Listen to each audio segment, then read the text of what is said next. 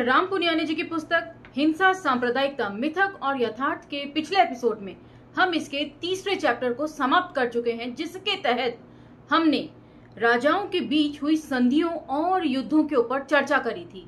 यदि आपका ये एपिसोड मिस हो गया हो तो आप उसे स्क्रॉल डाउन करके सुन सकते हैं। चलिए चर्चा को आगे बढ़ाते हैं। आभासी दुनिया की मेरे दोस्तों, शालिनी बोल रही हूँ। जय भीम, फूल जौहार। आज हम इसके चौथे चैप्टर की तरफ बढ़ते हैं, जिसका विषय है भारत में इस्लाम। अध्याय 4, भारत में इस्लाम। इस्लाम को लेकर कई तरह की भ्रांतियां फैलाई जा रही हैं और आजकल भी सत्ता के गलियारों में ये बातें आम हैं, लेकिन इनके पीछे की आखिर वजह क्या है इन घृणाओं की। आज का पहला विषय है तलवार की नोक पर अन्य धर्मों के धर्मावलंबियों को मुसलमान बनाया गया। और ये सारे ही टाइटल वो हैं जो दुष्प्रचार के तौर पर इस्तेमाल किए जाते हैं, लेकिन उसके नीचे, उसके पीछे की हकीकत जो है वो नीचे एक्सप्लेन की गई है।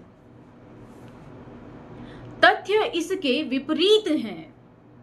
चूंकि धर्म का संबंध आस्था से है, इसलिए किसी का जोर जबरदस्ती धर्म परिवर्तन करवाना संभव ही नहीं है। यदि ऐसा होता तो जो अछूत समुदाय हैं, अभी तक अपने आप को हिंदू ही समझते हैं, उन्हें आप कितना भी समझा लीजिए, लेकिन वे इस बात को मानने से तक इनकार कर देते हैं। तो इसीलिए धर्म परिवर्तन जबरदस्ती करवाना संभव नहीं। इस बात में मुझे काफी सच्चाई लग रही है। धर्मों का प्रसार केवल प्रेम से किया जा सकता है, बल से नहीं। दुनिया के इतिहास में कई राजाओं ने अपने साम्राज्य का विस्तार करने के लिए लिप्सा पर धर्म का कलेवर चढ़ाने के लिए उनके द्वारा किए गए युद्धों को क्रूसेड्स, धर्म युद्ध और जिहाद आदि बतलाया। परंतु सच यह है कि धर्म परिवर्तन कभी राजाओं का लक्ष्य नहीं रहा। तो पिछले चैप्टर, जो तीसरा चैप्टर था, उसमें हमने जितनी भी चर्चा करी 3 टॉपिक्स के तहत, उन सभी में इस बात का जिक्र किया है कि मुस्लिम राजाओं के जो सेनापति थे वो हिंदू हुआ करते थे, और हिंदू राजाओं के जो सेनापति और तोप खाने की देखभाल करने के लिए जो सेनापति हुआ करते थे वो मुस्लिम हुआ करते थे। तो धर्म यहां सीधे सीधे खारिज हो जाता है।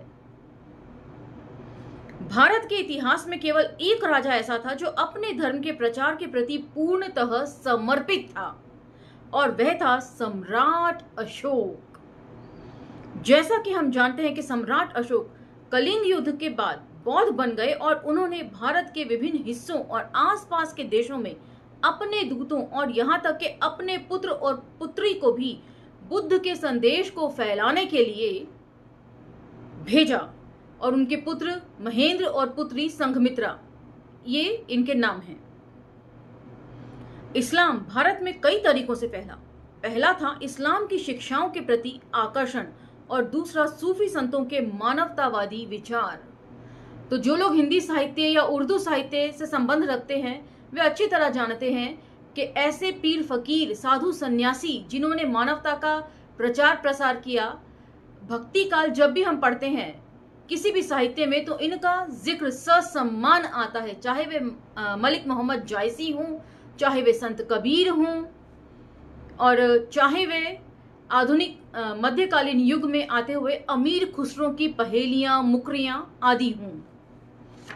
जितना सम्मान ये उर्दू साहित्य में पाती हैं, उतना ही सम्मान ये हिंदी साहित्य में भी पाती हैं। तो अब विचारणीय प्रश्न है कि कहां कहां से आप इन्हें अलग करेंगे संस्कृतियों को। अधिकतर विद इन ब्रैकेट लगभग 80% धर्म परिवर्तन सूफी संतों के प्रभाव से हुआ।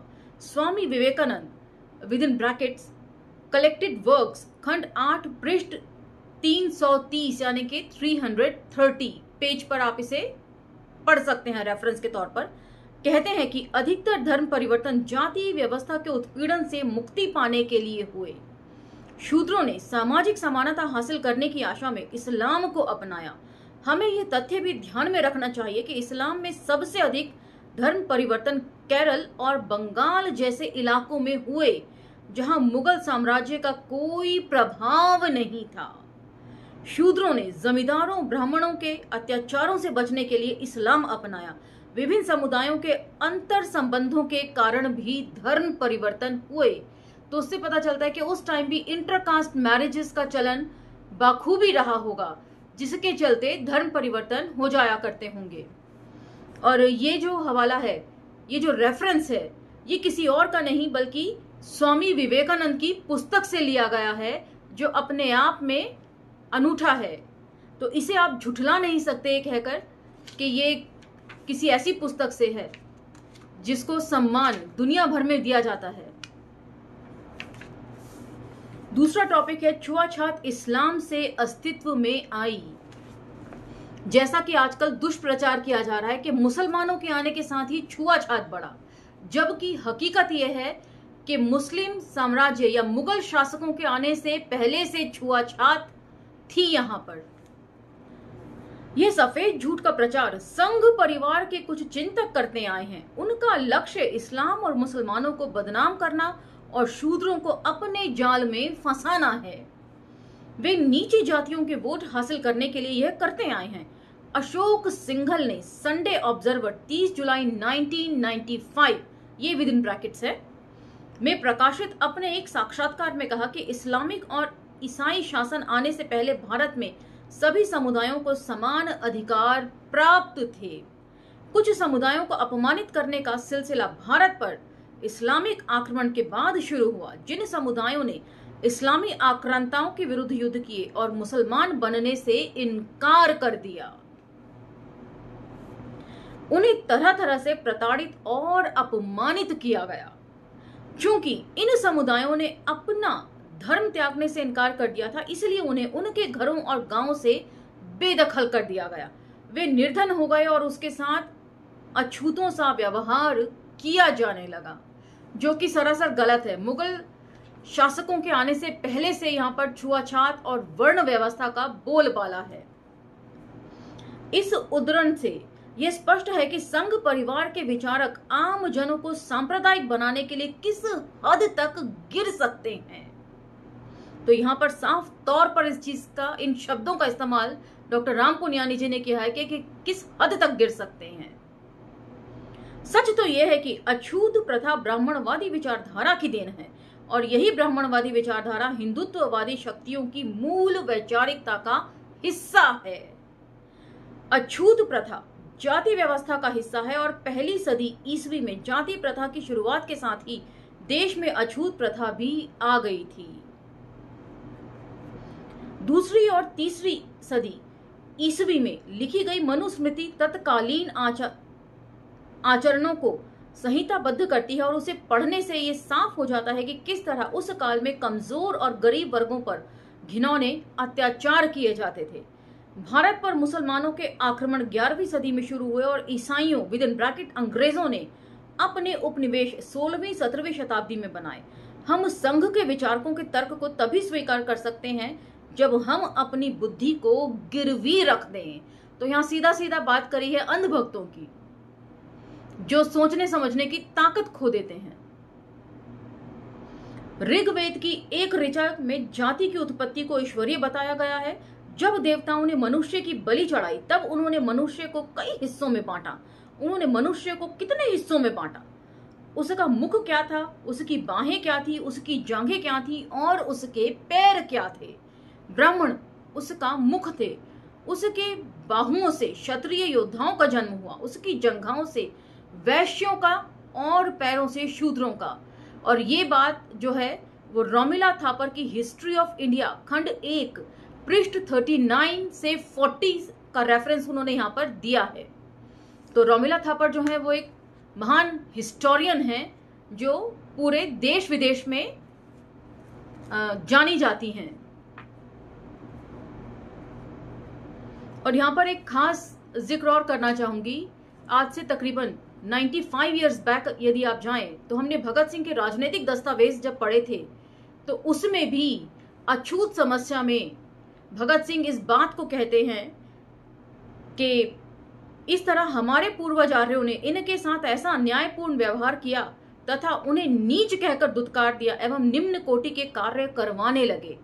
और ये पेज नंबर 22 पर है, भगत सिंह के राजनीतिक दस्तावेज जो संपादित है चमन लाल जी द्वारा। उसमें भी इस बात का जिक्र है। और आप रेफरेंस के तौर पर प्लेलिस्ट में जाकर भगत सिंह के राजनीतिक दस्तावेज पर टैप करेंगे तो वहां पर सारे जो वीडियोस हैं जो मैंने बनाए थे वो खुल जाएंगे। उसी में अछूत समस्या पर जाकर आप उसे दोबारा सुन सकते हैं। और इस चौथे चैप्टर का तीसरा और अंतिम विषय है जाति प्रथा का हिंदू शास्त्रों में प्रतिपादित वर्ण व्यवस्था से कोई संबंध नहीं है। ऐसा भी दुष्प्रचार किया जाता है और उस दुष्प्रचार को करने के पीछे मंशा क्या है वो नीचे दी हुई है। समय के साथ जाति व्यवस्था को और मजबूत बनाने के लिए उसका स्वरूप पैतृक बना दिया गया और वही खान पान और वैवाहिक रिश्तों का निर्धारक बन गई।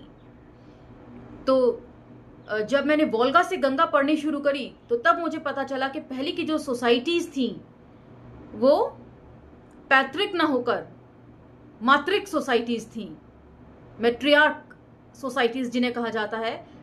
महिलाओं का वर्चस्व उसमें हुआ करता था। फिर धीरे धीरे किस तरह ये बदलता चला गया और उसका जिक्र यहाँ पर आ रहा है कि सबसे पहले तो और ज्यादा इस वर्ण व्यवस्था को मजबूत करने के लिए मैट्रियार्किक सोसाइटी को पैट्रियार्किक कर दिया गया और वही खान पान और वैवाहिक रिश्तों की निर्धारक बन गई। शनै शनै जाति आधारित पद क्रम कठोर होता गया और शूद्र जातियों के साथ अन्य जातियों के खान पान और विवाह आदि बंद हो गए। पवित्रता अपवित्रता की अवधारणा जो ब्राह्मणों की देन थी समाज पर लाद दी गई और शूद्र जातियों को अछूत माना जाने लगा। यही अवधारणा मनुस्मृति का आधार है जिसमें मानव धर्म शास्त्र संहिताबद्ध किया गया। अब आगे जो रेफरेंस दे रहे हैं वो ऐसे लोगों का है जिसे आप झुठला नहीं सकते। आगे रेफरेंस के तौर पर डॉक्टर पुनियानी जी लिखते हैं, MS गोलवरकर जो कि RSS के प्रमुख चिंतक हैं, मनु को मानव समाज का सबसे बड़ा विधि निर्माता बताते हैं। उनका कहना है कि मनु न केवल अपने समय के वरन अब तक के सबसे बड़े विधि निर्माता हैं। कुल मिलाकर अछूत प्रथा के मूल में ब्राह्मणवादी मूल्य हैं। बस यहाँ पर एक ही चूक मुझे नजर आ रही है, वो ये कि राम पुनियानी जी ने MS गोलवलकर की किसी पुस्तक का जिक्र यहाँ पर नहीं किया है जहां से ये पंक्तियां उन्होंने उठाई हैं। वैसे तो मैंने बंच ऑफ थॉट्स पढ़ी है लेकिन पूरी नहीं पढ़ पाई हूं, तो इसलिए कह नहीं सकती कि रेफरेंस वहां पर कहाँ लिखा हुआ है। जब पूरी पढ़ लूंगी तो जरूर इस रेफरेंस को मैं कोट करूंगी इसी बुक से। तो यहाँ पर यह एपिसोड समाप्त होता है। अंबेडकर नामा को लाइक शेयर सब्सक्राइब करना ना भूलें और इन वीडियोस को स्प्रेड करना ना भूलें। धन्यवाद।